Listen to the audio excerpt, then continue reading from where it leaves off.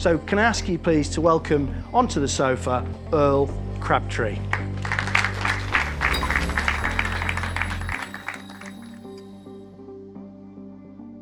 Quite a career.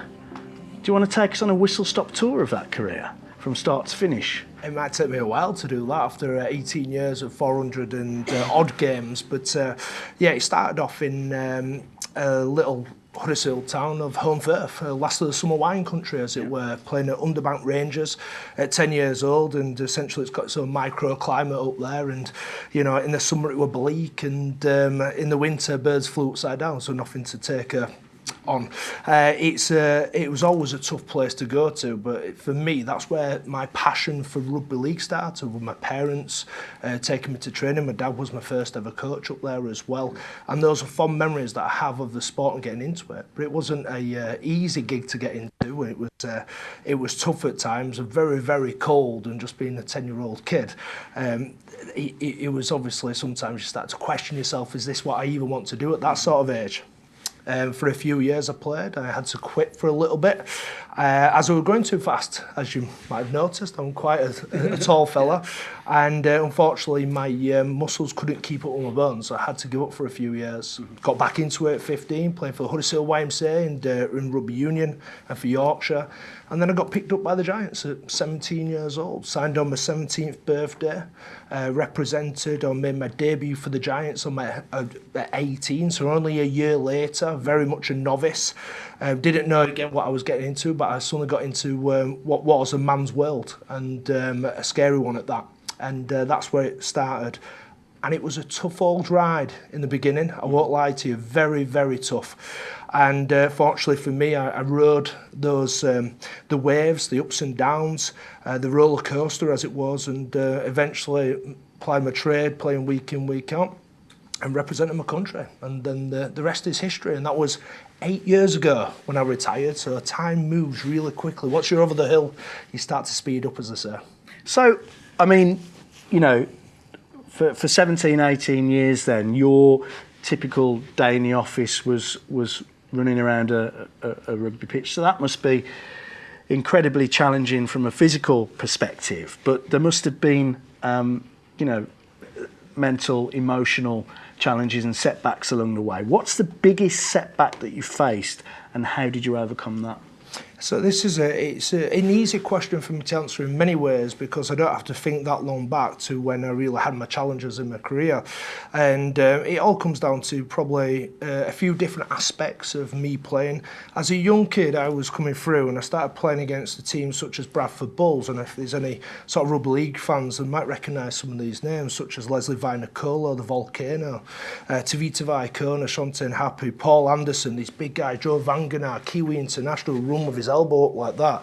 I was 20-year-olds running out against them, and I quickly realised when you've got someone like Stuart Fielding, who was the best prop in the world at that point in time, wanting to rip your head off, it was a tough environment to be in. And I wasn't up to it. I wasn't up to the challenge. I was 20-year-old. I was just a young kid. And suddenly I'm facing up against all these men that really want to hurt you, and I mean seriously want to hurt you. They told you they wanted to hurt you. They'll tell you to your face. They wanted to make sure that you didn't want to run the ball in ever again. And that's what they tried to do, intimidate you. And they did. They did a really good job of that. Unfortunately for me, at the time, I had a coach that didn't understand me as a person at all. He wasn't interested. He just saw me as a young kid, not tough enough, not good enough, treat him like dirt. And the way to toughen me up was to treat me like muck on his shoe, just alienate me, make sure I was doing fitness sessions just on my own, out the side of the pitch, not integrate me with the rest of the team, just toughen me up by working me really hard. Unfortunately for probably all of us, I'm not that sort of person, unfortunately. That doesn't work with me. I am more of a put your arm around my shoulder, get me on side, and give me some belief, and I believe in you as a leader, as a manager. I'll run through brick walls for you. And it took a while for me to understand that it wasn't me that wasn't good enough. It wasn't me that was too soft, which was something I was labelled for a long time. It just took one coach to come in, sit down with me, start to understand me, listen to me, and understand my story and who I was as a person. And then suddenly the world changed, and that was it. I think that's a really, fascinating insight into how the power of leadership and the style of leadership and the impact that it can have on individuals and their motivation, their engagement and their performance. Yeah, without a doubt. And I'll name the coach, Nathan Brown. He came over from Australia.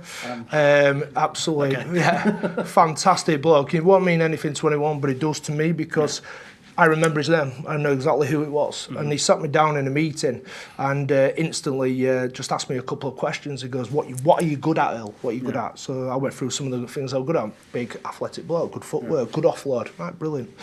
So what you're not so good at, bit slow off the floor. Big guy, it takes me a while sometimes, especially when I'm under fatigue. Right, we'll work on that. Because right, so what we're going to do then is we're going to work on your negatives, but we're going to focus on your positives. We'll focus on what you're good at, but we'll also work on those things you're not so good at. Suddenly, I started to improve. My weaknesses became stronger, but also my positives, the things I was really good at, really stood out. Started sending players with me so I could offload. Next thing, I was selected for my country because I was playing so well, and I had an understanding with the coach, and we changed a few of the things that we did, the structures of the way we played around me.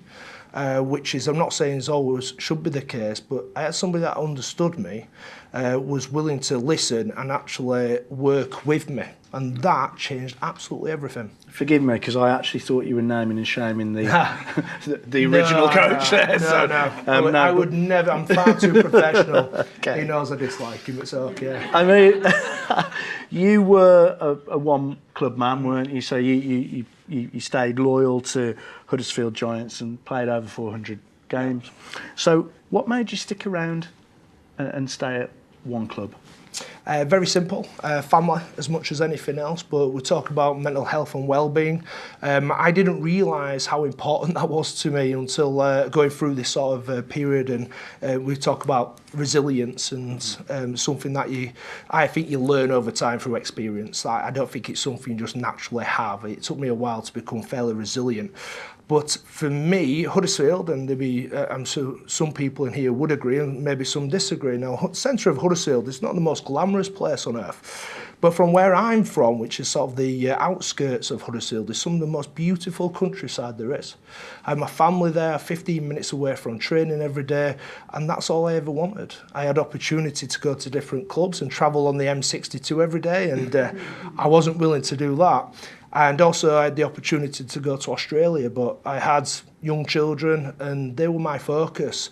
As much as I love rugby league and I was passionate about it, I saw myself as a full-on dad. I was very lucky that rugby league gave me a lot of time off.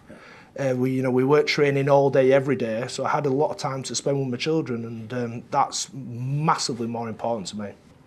I mean, I want to talk about how your role with the Giants has evolved and changed over time. I'm just interested, you said you started off as a novice, you were 17. So your identity within that team and your role within that team must have changed over time. When you compare your early days to when you retired from playing. Did you become more of a leader within that team? And what was it that made that team effective on the field? Yeah, it's again something I fell into naturally over time. Experience as much as anything. I was obviously there a very long time. Culture changed within in rugby league. Now, the fascinating thing for me is it's only something I realised in the last few years after retirement is that the actual culture and structures of leadership and management within rugby league teams was far superior to businesses, because we've been doing it for such a long time. Where you have your head coach, then you have your assistant coaches, physios, all your players, leadership groups. We have values, trademarks as we call. We've been doing this for 15 years, and it's because we're dealing with sports psychologists. So we created a culture within the whole club as a team, which actually transcended all the way through, that we all believed in what we were talking about. So sitting down in group meetings with the whole team, what do we want to be known as? to the opposition. And one of those was we wanted to be the best defensive team in the league. Okay, so how do we do that then? What does that look like? Then we come up with some trademarks and values. So the values might be something like 1%ers. So 1%ers for us means something specifically. So 1%ers are the things that people don't want to do. Those little tiny 1%ers in a game where you're meant to point left when you're at the ruck, basically, and you're just a bit fatigued and you don't do it. Those are the 1%ers. So you make sure you do your 1%ers. When you start doing that, you start to perform a little bit better. But these things are what we all believed in, and we decided them ourselves. So we was already doing this. And then as an individual, you'd have your own values and your own trademarks. Mine were run hard, tackle smart, and be consistent. They were my 3 trademarks that I used to apply my trade. And I had a book that I used to write about my games after, what I did well, what I didn't do so well, and what I could improve on. And I did that after every single game. I've still got the books at home. So we were doing this for years. So what we did is create a culture, but it was through sort of managing a leadership. And we didn't even realise we were particularly doing it. So when I've retired and come into sort of a working life, a proper job, I didn't realise that I had transferred a lot of skills and what I'd already learned into what I do now.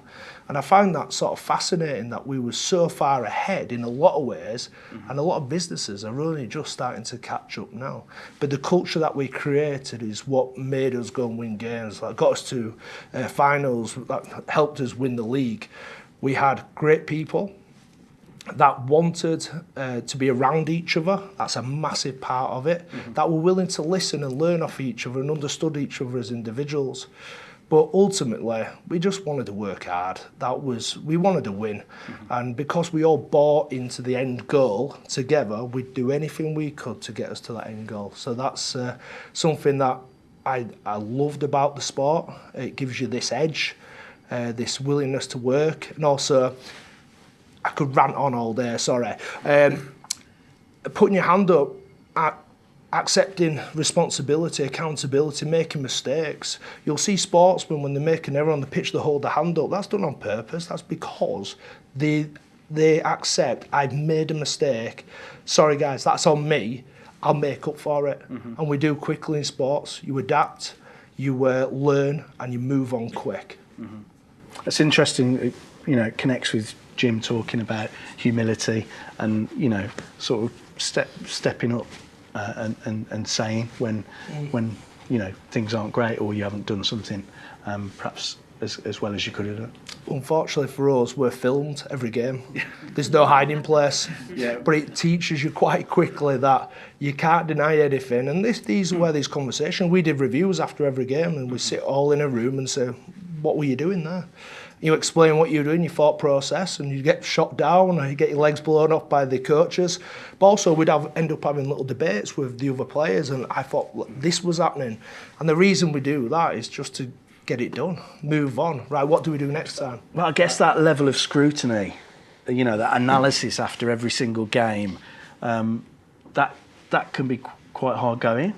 And you talked about sports psychology and the role, I guess, that plays in building resilience and developing high-performing teams. That's got to have been, a really important factor. Yeah, because ultimately in a professional sports environment, you're trying to be the best you can be, and if you're not, and you play against someone like, for instance, we play Leeds Rhinos this weekend, if someone's making a mistake and not in the right position, doing the right things, then you're going to lose, and that affects everybody. So it's massively important that you analyse your own performance, your own game, and make sure you don't make those mistakes. You learn from them, and you just get better.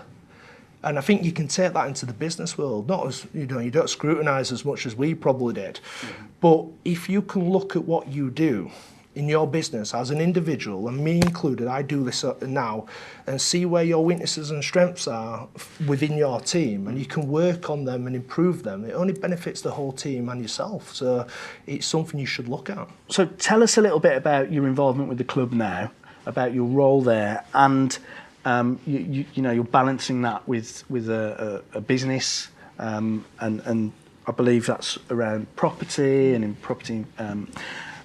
investment business. So tell us a little bit about those and how you balance the two. It's a juggling act, and unfortunately, a knock-on is in rugby league. I've made a few knock-ons. It's tough. So my involvement now at the Giants is I retired 8 years ago, and I was made the club ambassador. Now this was a bit of a nothing title and a nothing role. I had a year left to run on my contract. Unfortunately, the coach at the time wanted to go in a different direction, which I totally respected. And luckily for me, the Giants gave me a job as club ambassador. Now that club ambassador role was going into schools, cutting ribbons at shops, and doing a little bit of coaching, all the things that I didn't particularly want to do. And fortunately for me, I had a couple of friends that owned businesses that wanted to be involved in the Giants and do some form of sponsorship. So I got them the details, did the research, and suddenly, from absolutely nowhere, I had 2 shirt sponsors, 2 construction companies. I got a real good buzz off that. I felt like I was giving something back to the Giants, and they've been paying my wage for such a long time that I'm actually starting to pay them back financially as much as anything else. Then I had somebody else interested, and then somebody wanted a perimeter board around the pitch, and I got a bit of a taste for this. So I started networking and started to meet more businesses, and then after about a year or so, the club said, stop doing everything else, focus on this.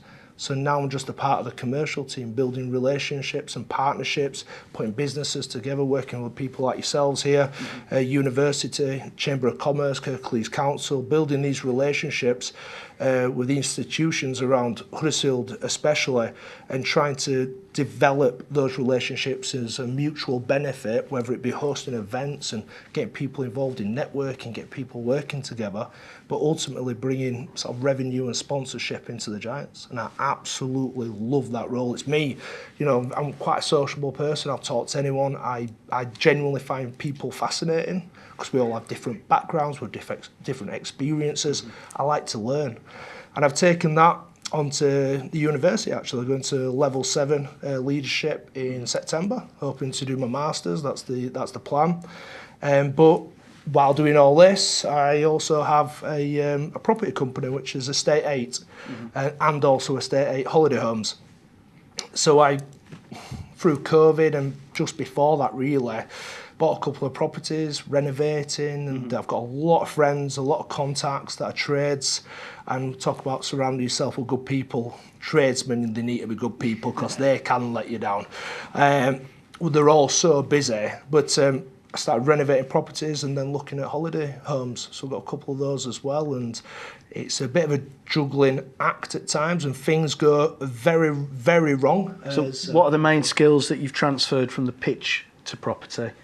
From the pitch to property, for me personally, it's quite hard to explain because they're so very different. I think the skills that I've learnt probably as a person rather than on the pitch is what's helped me in property.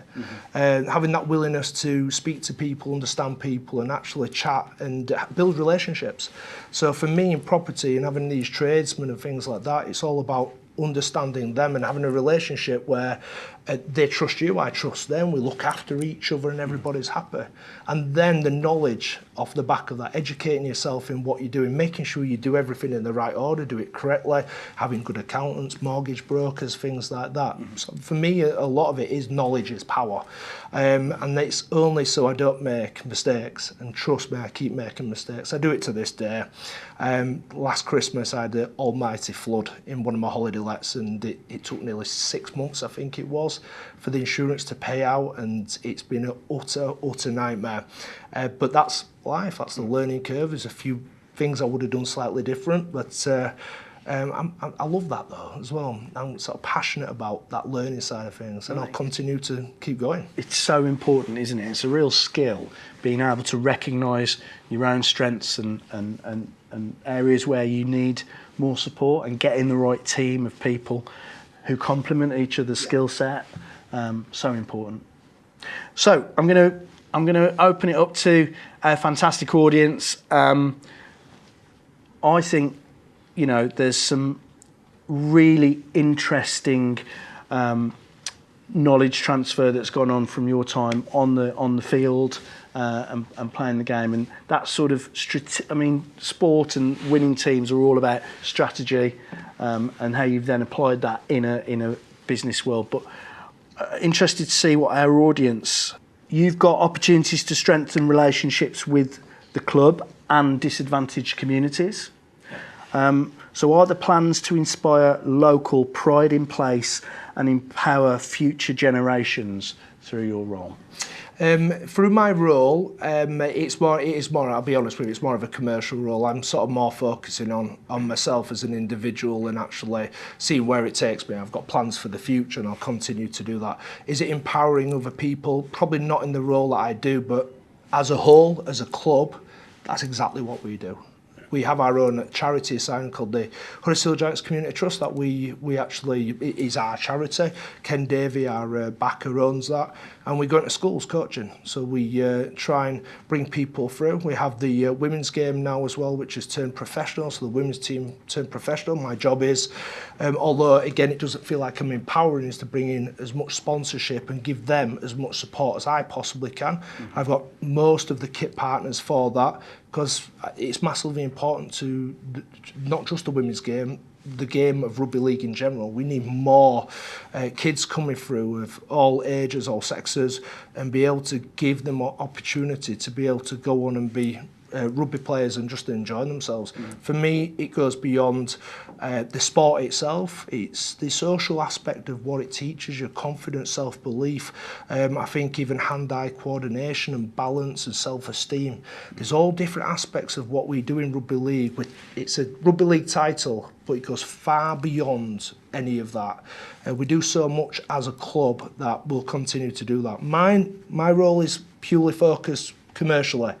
But beyond that, as a club and as a sport, rugby league just gives so much back. It is incredible. Great question here about the reflective log, and the fact that, you know, this person says, love the fact that you kept a reflective log for each match. Do you still keep a journal? I don't keep a journal such, but I still have my books that, funnily enough, that I still go over. It's something that I should do a little bit more of. And I got given a journal probably about 4 months ago from a friend of mine. And the idea is I go back with my plan of what I want to do. And until only a couple of months ago, I wasn't entirely sure what direction I wanted to go in. I've been, you know, I'm still like a lot of people in this room where I'm not 100% certain of the direction that I'm going in. Mm-hmm. But it's starting to become more clear because I'm focusing on a few individual aspects. I've always got other projects going on. I'm a busy fool quite a lot of the times. And sometimes I feel I need to be, because I want to try lots of different things to truly realise what it is that I want to go for. And I'm kind of getting there now at the moment.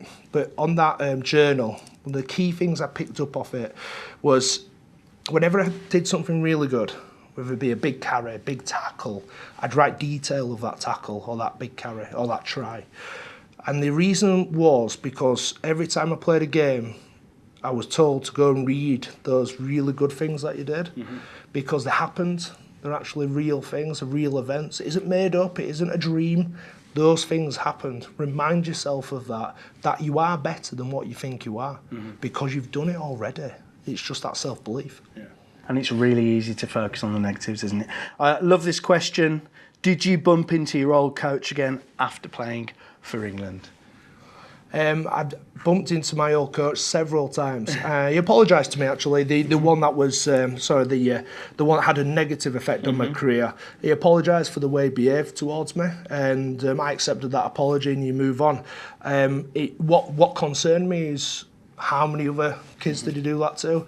You don't see him as much anymore these days, which is absolutely fantastic, and I still stay in touch with the one that kicked my career on, which is the way I like it. I've got a few more. We're coming towards the end, but I've got a few more quick questions, so we have to really speed up on these ones. But how would you advise a young rugby player today about their direction? A, focus on the game 100%, or B, build a skill set or financial interests outside the game as a plan B? I'm sorry, it can't be one for me. It'd have to be both. Listen to your coaches. Coaching and structure in rugby league is absolutely brilliant now. Obviously, you want them to enjoy themselves, but beyond that, the need to have a plan B. It's one thing I didn't get given when I was younger until later on, and I got an understanding. But there's measures in place for all that now. Just go out there and just enjoy it.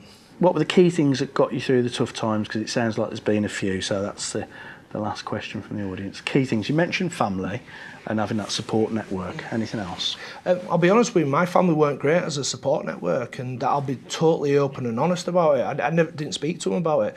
Bearing in mind, when I signed in '99, there was no talk of depression, or there wasn't social media and those things. If I was on the floor, I got told to get back up. You only got stretchered off if you'd broken your leg, and even then you meant to try and hop off. Do you know what I mean? That's the sort of mentality it was. I do come from that. I came from a man's world at that point. Not that I agree with how it was. I have an internal monologue that I talk to myself. I just talk myself through absolutely everything. I wish I'd have had a network of people that I could have talked to. I probably do now, but it's far, it's gone that. But for me, these like so we talked about to Jim about things that you tell yourself. I've got a couple of things that I would tell myself, and I think the biggest one for me is. Great. All right, go on. I like fish. We're getting onto it. So, I mean, just to wrap up, it's been fascinating, and I think what you talked about there, and the fact that you didn't have that support network, that makes your achievements an even bigger accomplishment, I think. So, looking back, what's the advice that you didn't get that you wish you'd had? And what would the text to you and your teenage self be? I don't know exactly how it'd go, but when I was younger, coming through, throughout my whole of my career, one of the key things I had was you're too soft.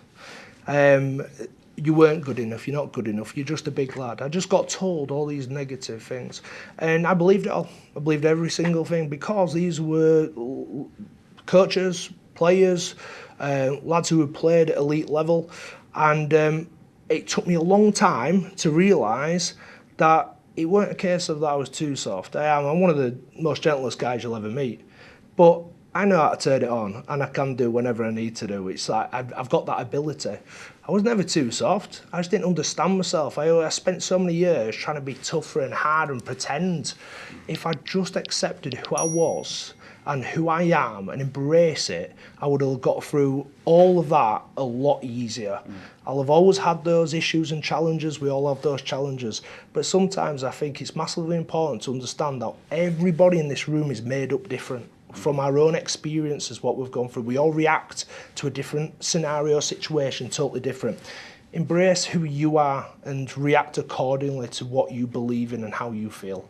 And I think if I'd understood that a little bit more when I was younger, I think it wouldn't have been quite as challenging, and know it's okay to feel like that as well. So I think the text is embrace who you are. Exactly that, mate. Yeah. Brilliant. Thank you so much. It's been brilliant to talk to you. Pleasure. Ladies and gentlemen, please, Eorl Crabtree.